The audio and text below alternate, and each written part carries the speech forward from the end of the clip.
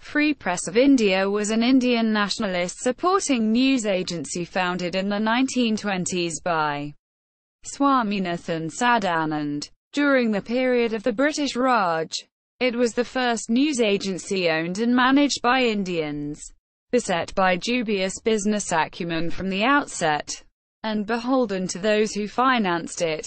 The agency failed to obtain substantial support from Indian-owned press and hence closed down in 1935. It was revived briefly between 1945 and 1947 before being stifled by the government of the newly independent country. It was at various times a supporter of the Swaraj Party and, later, of the Responsive Cooperation Party, as well as various business interests. Background: in the 3 decades prior to independence of India, the Reuters news agency and its affiliates, such as the Associated Press of India, API, Eastern News Agency and Indian News Agency Service, had more or less complete control of newswire services in India.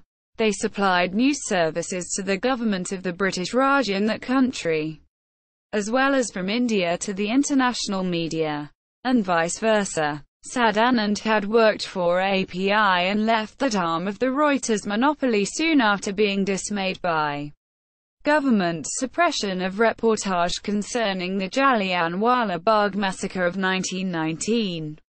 Thereafter, he worked for the Independent newspaper in Allahabad and then for the Rangoon Times in Burma.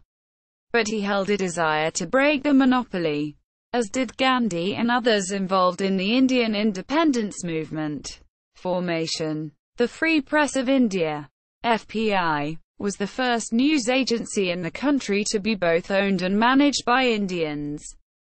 Sadanand said that he had planned its creation in 1923 and that it was actually established in 1925.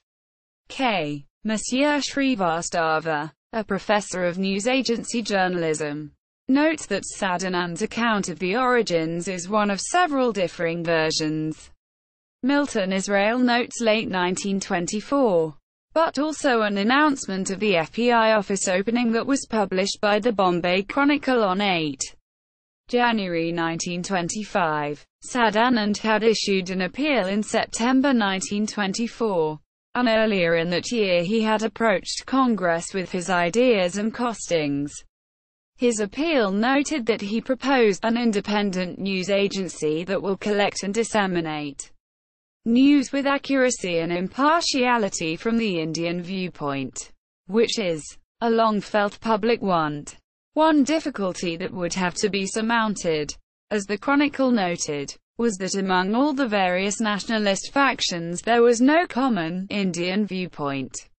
Israel describes the extant monopoly as efficient, dependable, and generally accurate. Another difficulty was to be the poor financial acumen of Sadanand, who envisaged that the FPI could be financially self-supporting by its second year of operation.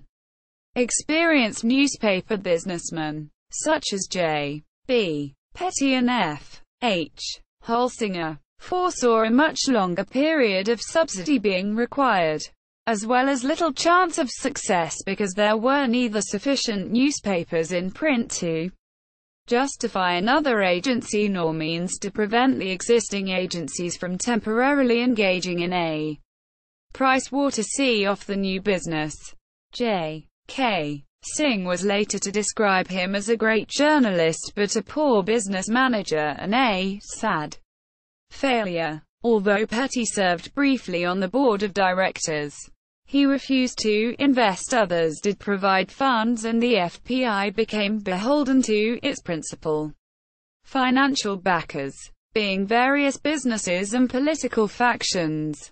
The Swaraj Party was a major initial supporter, but when one member, Monsieur R. Jayakar, who was also a director of FPI, shifted his support from that to the responsive cooperation movement after October 1925. So too did the FPI.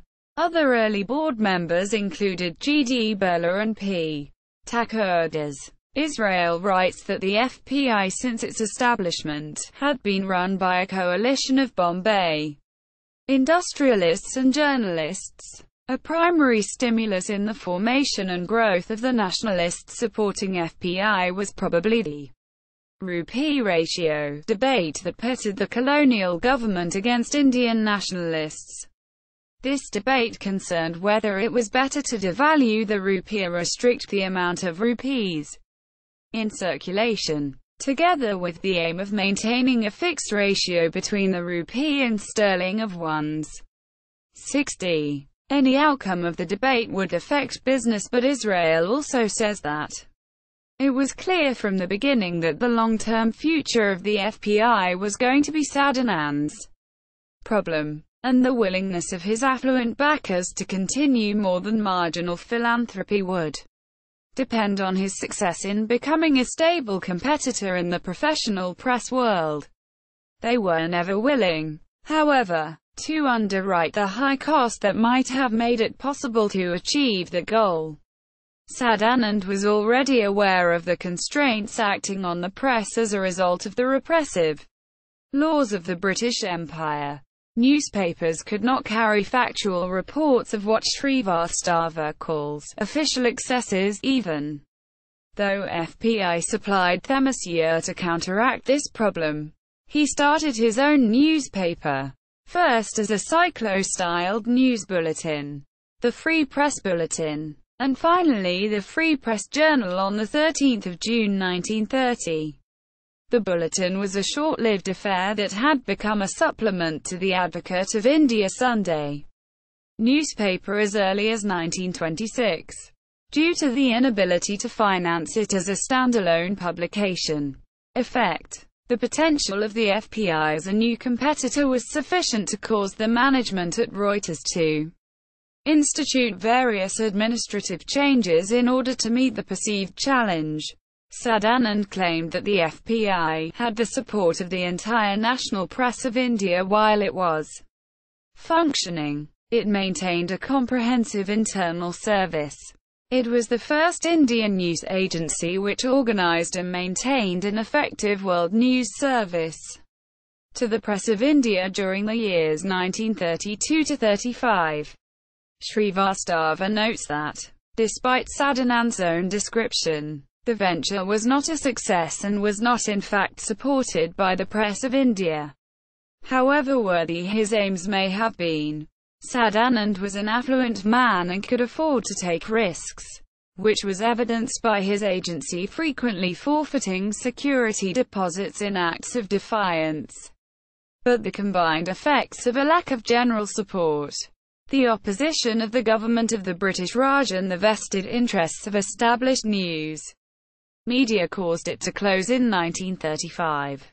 Revival. The FPI was revived in 1945 and aimed then to provide feeds of international news to the Indian press, for which purpose it established correspondents in Batavia, Cairo, London, Nanking, New York and Singapore. The revival was abandoned in 1947 when the necessary teleprinter lines were denied to the organization. The FPI had angered Sardar Patel, the Home Minister, by circulating a news story on the day after independence of India that revealed unauthorized details of military movements. Patel thereafter denied FPI the facilities that it needed in order to operate. Sadanand had hoped to resurrect the venture once more when the new government of the now independent India had settled into place, but in fact the FPI was not revived. Sadanand was one of the 7 initial shareholders of the Press Trust of India, which was started in 1948. Notes. Citations.